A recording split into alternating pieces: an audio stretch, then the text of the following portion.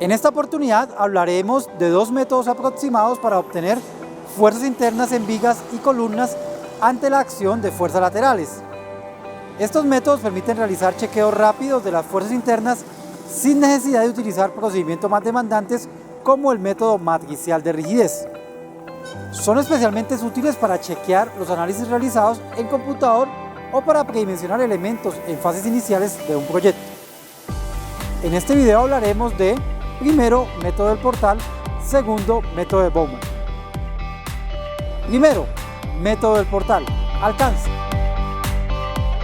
El método del portal permite calcular momentos flectores y fuerzas cortantes en vigas y columnas de pórticos sometidos únicamente a carga lateral. B.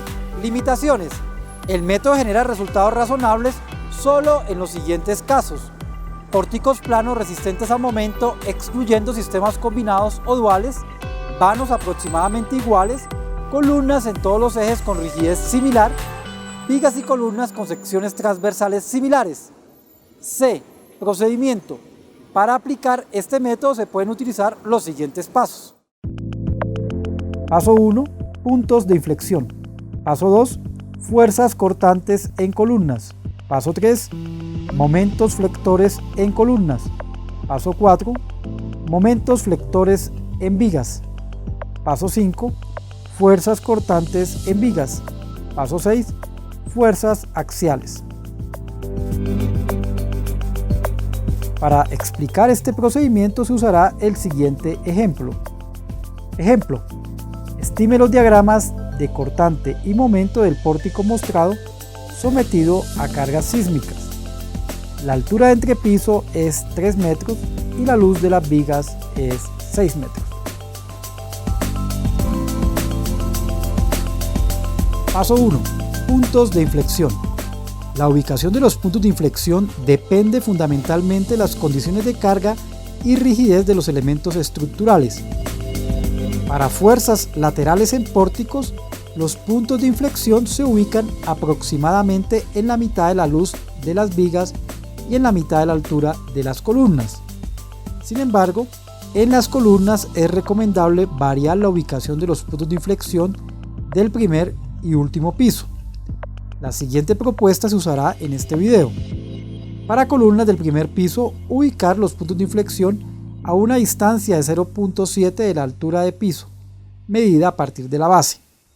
Para columnas del último piso, utilizar una distancia de 0.3 veces la altura del último piso, medida a partir de la parte inferior de la columna. Si la base del edificio está articulada o tiene pasadores, el punto de inflexión de las columnas del primer piso se mueve hacia la base. Finalmente, para columnas intermedias y vigas, utilizar puntos de inflexión ubicados a la mitad de la longitud del elemento. Para el pórtico de nuestro ejemplo, la altura de entrepiso es 3 metros. Por lo tanto, la columna del primer piso tiene un punto de inflexión a 0,7 por 3 igual 2.1 metros. El segundo a 0.5 por 3 igual 1.5 metros y el tercero a 0,3 por 3 igual 0.9 metros. Los puntos de inflexión de las vigas estarían a 0.5 por 6 igual 3 metros.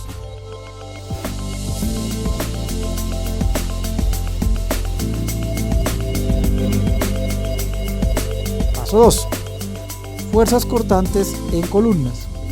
Para calcular estas fuerzas se debe cortar el pórtico por los puntos de inflexión de las columnas.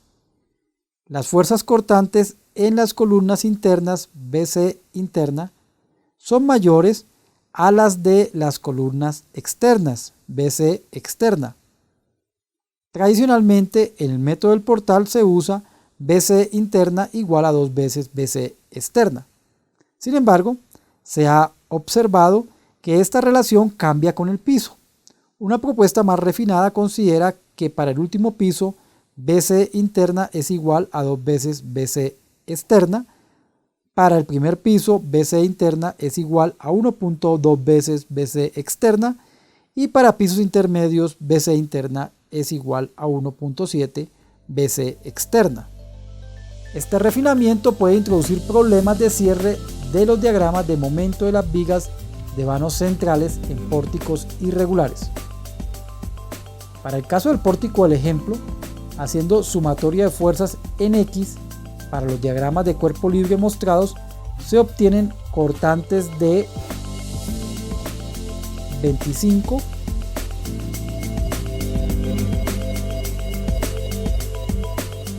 46.3 y 68.20 kN para las columnas externas, y de 50, 78.7 y 81.8 kN para las columnas internas en los pisos 3, 2 y 1 respectivamente. Paso 3. Momentos flectores en columnas. El momento en los extremos de las columnas se obtiene multiplicando la fuerza cortante por la distancia desde el punto de inflexión hasta el extremo del elemento.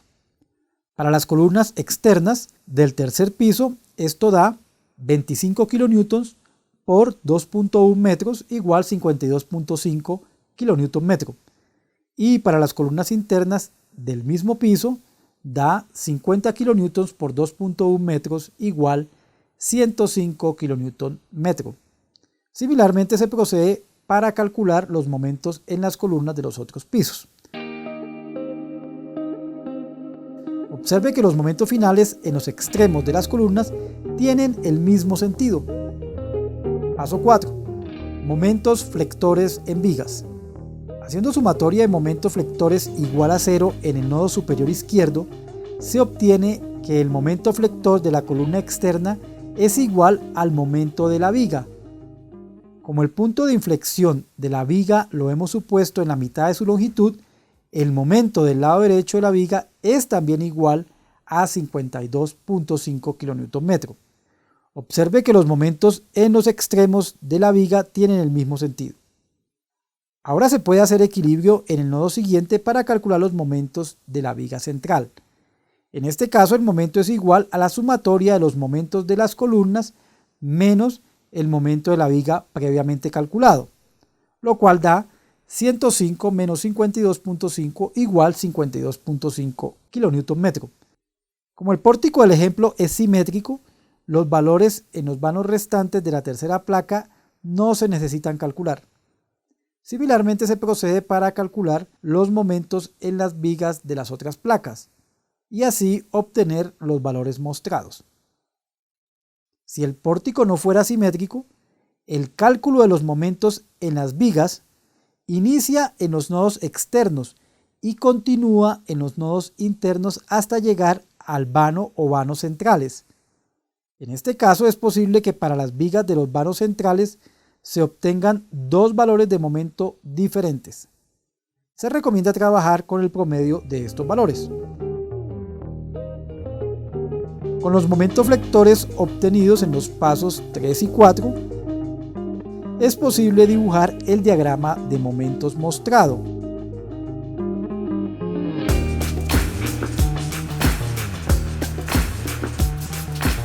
Suponiendo que el eje local X minúscula de las columnas va de abajo hacia arriba y que el de las vigas va de izquierda a derecha. Observe que la forma de los diagramas de todos los elementos es similar. Paso 5. Fuerzas cortantes en vigas. Las fuerzas cortantes en los extremos de vigas y columnas se pueden calcular sumando los momentos y dividiéndolos por su longitud. Por ejemplo, para la viga izquierda, la fuerza cortante es igual a 52.5 más 52.5 dividido 6, igual 17.5 kN. Para las columnas, las fuerzas cortantes se calcularon en el paso 2. Con estas fuerzas cortantes es posible dibujar los diagramas de cortante mostrados, usando los mismos ejes locales del paso 4. Paso 6. Fuerzas axiales. Las fuerzas axiales en vigas y columnas se pueden calcular planteando en los nodos sumatorias de fuerzas en X o Y iguales a 0. Por ejemplo, la fuerza axial de la columna externa del tercer piso es igual a la fuerza cortante de la viga, es decir, 17.5 kN. Similarmente, la fuerza axial de la viga es igual a 150 menos 25 igual 125 kN. Después de hacer este cálculo para todos los nodos de la estructura, se pueden dibujar los diagramas de fuerza axial mostrados.